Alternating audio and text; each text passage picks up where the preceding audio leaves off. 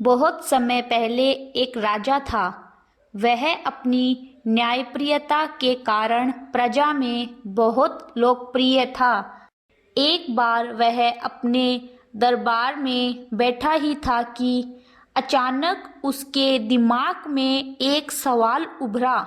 सवाल था कि मनुष्य का मरने के बाद क्या होता होगा। इस अज्ञात सवाल के उत्तर को पाने के लिए उस राजा ने अपने दरबार में बहुत मंत्रियों आदि से मशवरा किया। सभी लोग राजा की इस जिज्ञासा भरी समस्या से चिंतित हो उठे। काफी देर सोच विचार के बाद राजा ने यह निर्णय लिया कि मेरे सारे राज्य में यह ढिंढोरा पिटवा दिया जाए कि जो आदमी कब्र में मुर्दे के सामने लेटकर रात भर कब्र में मरने के बाद होने वाली सभी क्रियाओं का हवाला देगा, उसे 500 सोने की मोहरें भेंट दी जाएगी। राजा के आदेशानुसार सारे राज्य में ढिंढोरा पिटवा दिया गया। अब समस्या आई कि अच्छा भला जीवित और व्यक्ति मरने को तैयार हो। आखिरकार सारे राज्य में एक ऐसा व्यक्ति इस काम को करने के लिए तैयार हो गया, जो इतना कंजूस था कि वह सुख से खाता पीता सोता नहीं था। उसको राज के पास पेश किया गया।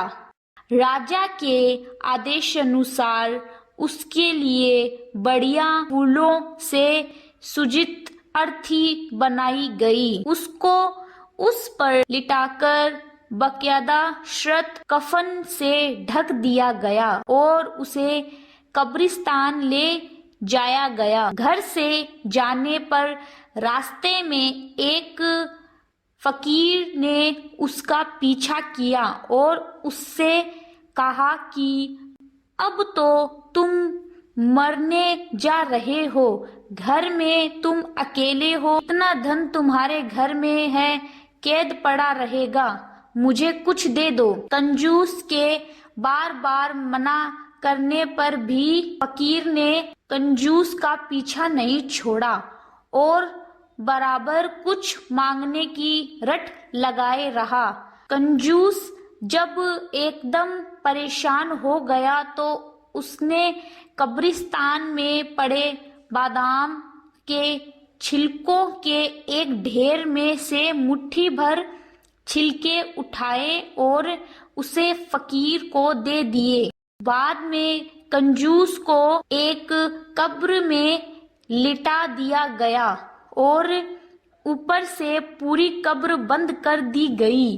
बस एक छोटा से छेद सिर की तरफ इस आशा के साथ कर दिया गया कि यह इससे सांस लेता रहे और अगली सुबह राजा को मरने के बाद का पूरा हाल सुनाए। सभी लोग कंजूस को उस कब्र में लिटाकर चले गए। रात हुई। रात होने पर एक सांप कब्र पर आया और छेद देखकर उसमें घुसने का प्रयत्न करने लगा। यह देखकर कब्र में लेटे कंजूस की घबराहट का ठिकाना न रहा। सांप ने जैसे ही घुसने का प्रयत्न किया तो उस छेद में बादाम के छिलके आड़ बनकर आ गए। सुबह होते ही राजा ने सभी नौकर बड़ी जिज्ञासा से साथ कब्रिस्तान आए और जल्दी ही कब्र को खोदकर कंजूस को निकाला।